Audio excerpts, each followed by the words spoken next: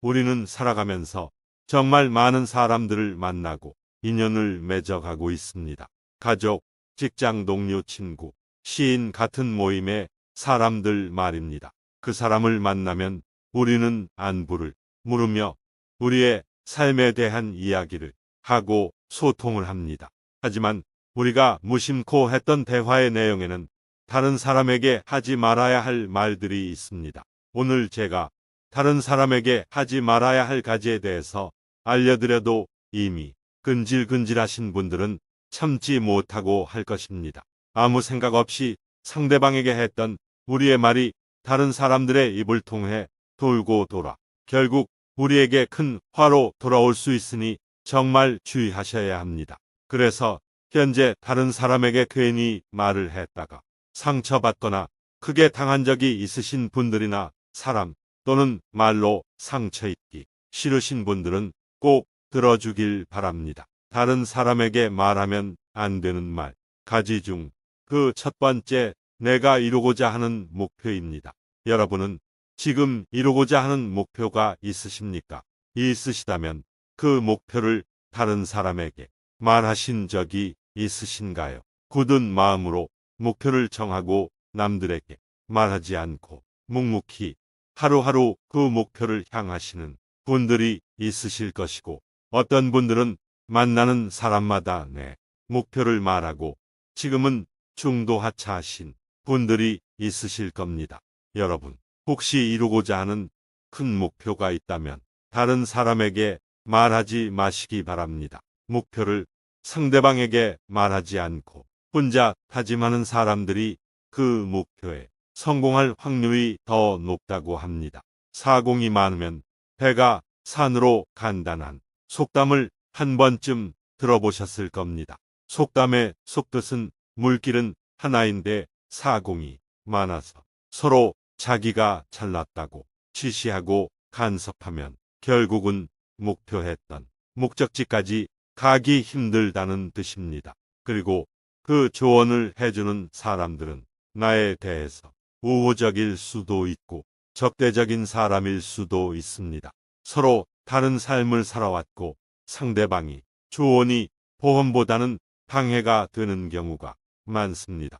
솔직히 우리 자신에 대해서 제일 잘 알고 있는 사람은 바로 우리 자신밖에 없습니다. 매 순간 선택과 책임은 우리 스스로 져야 합니다. 내 연구 과학자들의 논문에 따르면 다른 사람에게 본인이 마음먹은 목표를 말하게 하고 그 목표에 대한 칭찬을 받게 되면 그 순간에 목표를 이루었을 때와 같은 도파민과 엔돌핀이 생성된다고 합니다.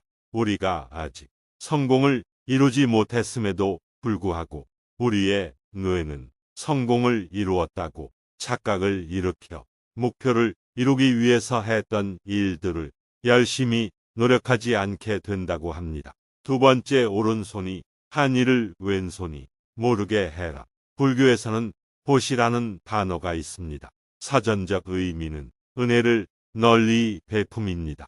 내가 은혜를 널리 베풀면 그 복은 몇 배가 되어서 돌아온다고 합니다. 그 복을 내가 못 받으면 내 자손에게 전해진다고 합니다. 하지만 여기에도 조건이 붙는다고 합니다. 바로 베풀고 바로 잊으라는 것입니다.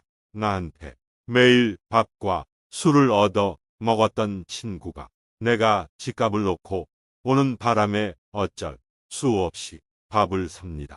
그래 놓고 자기가 밥을 샀다며 그렇게 생색을 냅니다. 다른 사람에게 선행을 베풀고 그것에 대한 피를 팍팍 내는 사람이 있습니다. 이러한 행동은 다른 누구의 눈에는 기고만장하고 몸 안에 보이기까지 합니다. 여러분, 우리가 아는 선행은 우리가 말하지 않고 정말 진실된 마음으로 베풀었을 때 그때 빛을 발합니다. 우리가 베푼 선행은 우리가 베푼 순간 그것으로 끝내야 합니다. 내가 선행을 베풀었으니 빛을 발했으면 하는 마음도 가지시면 안 됩니다. 세 번째, 내 지분을 말하지 말라입니다. 우리는 완벽한 신이 아니기 때문에 다 사연이 있고 잘못된 선택으로 남들에게 말 못하는 지부가 다들 하나씩은 있으실 겁니다. 제발 부탁이지만 내 지부는 아무도 알 수 없는 판도라의 상자에 누워서 바닷속 깊은 곳에 묻어놓고 이기시기 바랍니다. 꼭 우리의 문제가 아니더라도 우리 가족의 비밀, 내 친구의 비밀, 회사에서 학교에서 생겼던 일들 등등 말입니다. 여러분들이 자주 쓰는 말을 제가 한번 맞춰보겠습니다. 너만 알고 있어야 해입니다. 지금 소름 돋으신 분들 몇 분 계실 겁니다. 여러분, 내 입을 떠난 말은 이제 내 것이 아닙니다. 내 것이 아닌 말을 친구가 다른 친구에게 말했다고 우리는 친구를 탄만하고 있습니다. 내 친구는 착합니다. 친구에 대한 비난을 멈추시고 본인의 입을 비난하시기 바랍니다. 돈 번 자랑을 하지 마세요. 여러분은 돈이 얼마나 있으신가요? 부유한 사람도 있겠지만 누군가는 정말 힘들게 하루하루 살아가고 있고 죽지 못해 사는 사람들도 있습니다. 퇴직금으로 받은 돈을 아들 사업 자금으로 댔다가 보험을 잃고 친구가 투자하라고 해서 돈을 잃고 보증 서서 돈을 잃고 참 많이들 돈을 잃습니다. 우리나라 사람들만큼 일확천금을 좋아하는 사람들도 없을 것입니다. 돈 자랑을 하려면 최소 내가 가지고 있는 돈 퍼센트는 주변 사람에게 베푸세요. 그것도 아깝다고 생각하시면 돈 자랑은 하시지 마시기 바랍니다. 다섯 번째, 나만의 철학. 우리는 각자의 신념과 자신만의 철학이 있습니다. 명예 물어보면 명이 전부 다 다를 것입니다. 나의 철학이 아무리 좋다고 해도 다른 사람 눈에는 말도 안 되는 철학으로 느껴질 수도 있습니다. 나의 철학을 다른 사람에게 강요하거나 설득하지 마시기 바랍니다. 지금 이 이야기는 자녀를 가지고 있는 부모님들께 드리는 말씀입니다. 아이들에게 좋은 길로 인도해 줄 수는 있겠지만 강요는 하지 마시기 바랍니다. 중2 자녀를 겪어보신 분들은 아시겠지만 중 때는 부모 말에 정확히 반대로 행동합니다. 특히 예민한 청소년기에는 소통을 자주 하고 이해하려고 노력하고 큰 사고 없이 잘 크도록 지켜봐 주는 시기입니다. 제발 본인의 철학은 본인만 소신 있게 잘 지키며 살아가시기 바랍니다. 여섯 번째, 가족의 비밀입니다. 우리 자신들도 사연이 많은데 부모, 형, 자식들도 다 사연이 있고 비밀이 있습니다. 혹시 여러분들 중에 자녀들이 일기장이나 다이어리를 몰래 꺼내 보시는 분들이 있으신가요? 그런 적 있으셨다면 당장 몸 주시기 바랍니다. 내 아이, 내 새끼지만 사생활을 지켜주는 게 서로의 정신 건강에 좋습니다. 현명한 사람들은 아무리 가족이라고 하더라도 서로의 사생활과 자기만의 생각을 존중해주고 또한 다른 사람들과 절대로 공유하지 않습니다. 우리 아이의 일기장을 몰래 보고 그 때로 사항을 먼저 이야기했더니 아이와 사이도 안 좋아지고 상황이 더 나빠졌습니다. 그렇게 시간이 흘러 또 일기장을 몰래 봐서 아이의 고민을 알게 되었지만 다시는 몰래 보지 않기로 해서 말도 못하겠고 나만 며칠째 끙끙 앓고 있습니다. 이럴 때 쓰는 속담이 모르는 게 약이다입니다.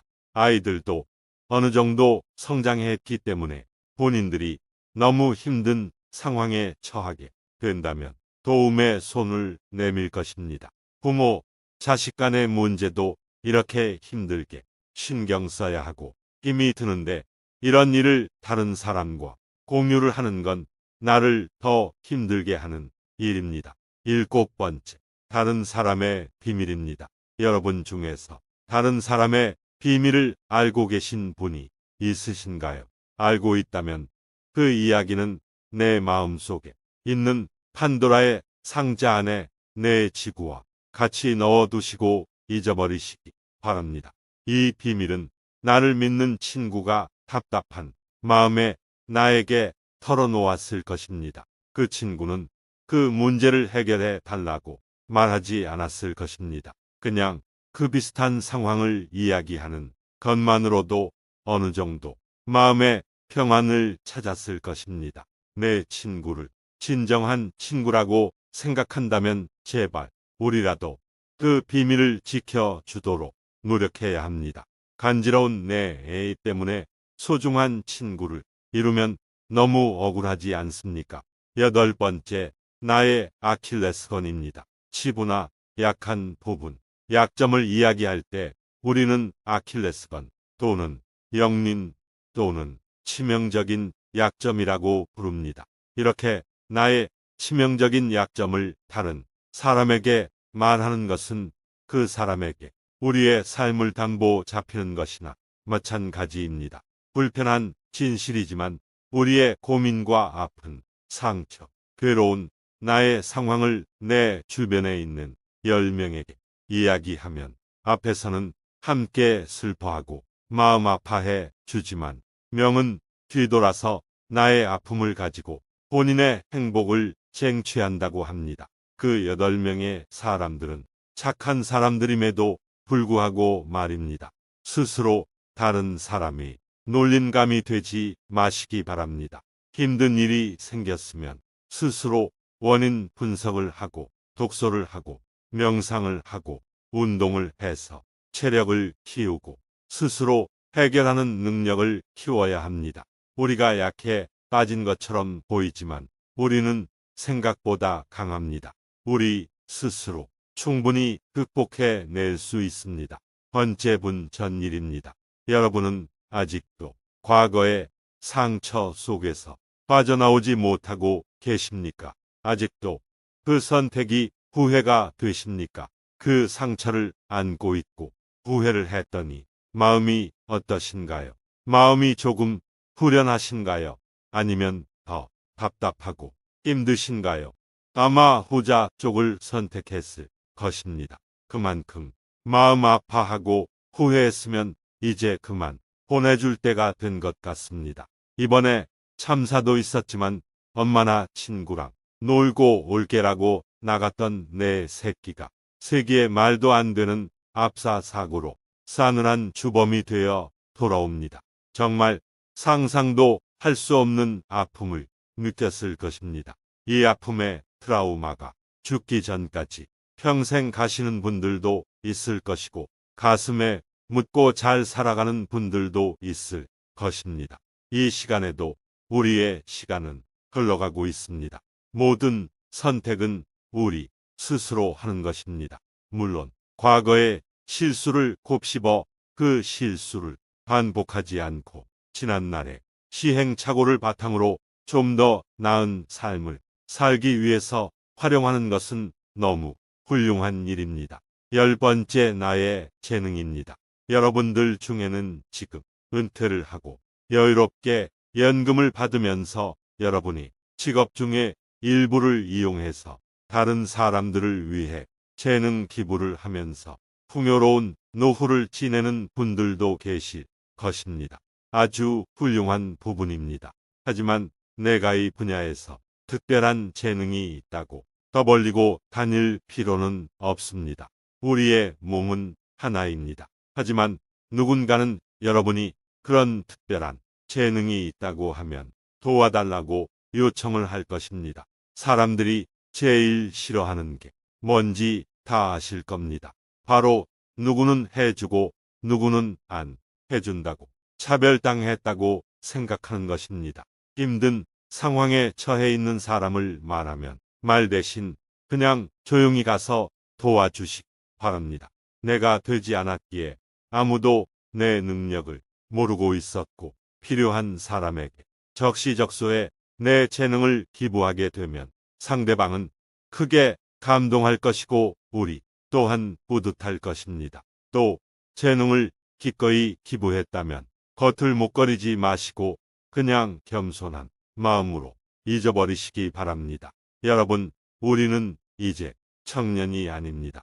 아무리 재능이 뛰어나고 해주고 싶어도 우리의 몸을 아껴가면서 사용해야 합니다. 우리 자식들에게 건물은 물려주더라도 건강관리 잘해서 짐은 대지 말아야 합니다. 오늘은 이렇게 남들에게 절대로 말하면 안 되는 가지 말해봤자 덕들 게 하나도 없는 가지에 대해서 말씀드렸습니다. 이것도 하지 말라, 저것도 하지 말라 했다고 사람들과 인연을 끊고 살아가라는 의미가 아닙니다. 아무리 죽고 못 사는 사이라도 한치 앞도 알 수 없는 게 우리네 인간사입니다. 나만의 원칙과 신념을 정하고 한계선을 정해놓고 남들이 넘어오지 못하게 막아야 할 것이며 우리 스스로에게 약속한 부분도 정확하게 규정을 하고 꼭 지키셔서 정신적인 고통을 받지 마시기 바랍니다.